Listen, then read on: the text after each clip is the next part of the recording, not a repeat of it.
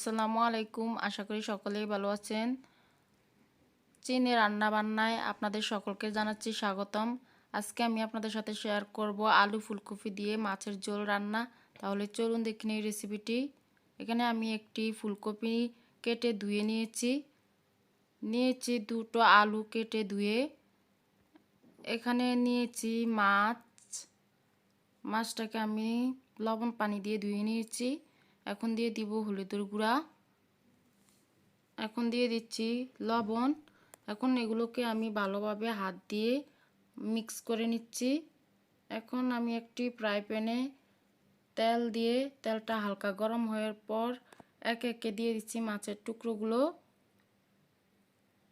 আপনারা তেলটাকে বেশি গরম করতে যাবেন না, বেশি গরম হলে তেলটা গায়ে ছিটকে আসবে মাছগুলো দেওয়ার সময়, এদিকে লক্ষ্য রাখবেন।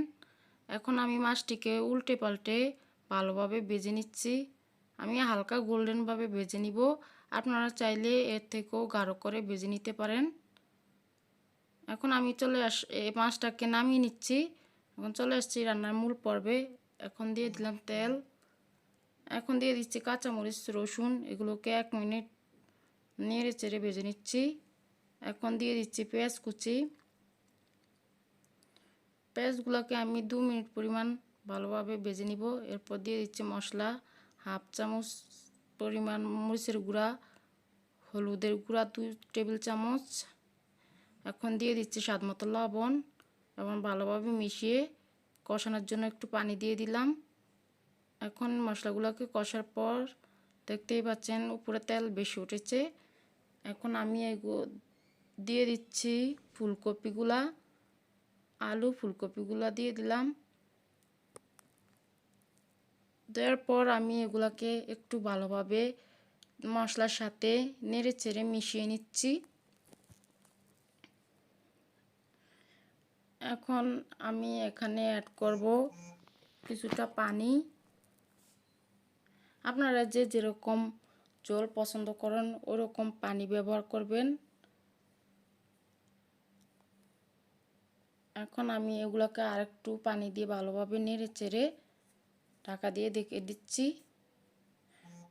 ঢাকা খুলে দেখতেই পাচ্ছেন এরকম হয়েছে। এখন আমি এগুলোকে আবার একটু নেড়ে চেড়ে নিচ্ছি। মাঝখানে আমি এগুলোকে ঢাকা খুলে নেড়ে চেড়ে নিয়েছি।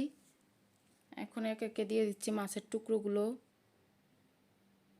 এখন দিয়ে দিব 2 কাপ পরিমাণ পানি। আপনারা যদি বেশি ঝোল খেতে পছন্দ করেন তাহলে পানি আরও একটু বাড়িয়ে দিবেন।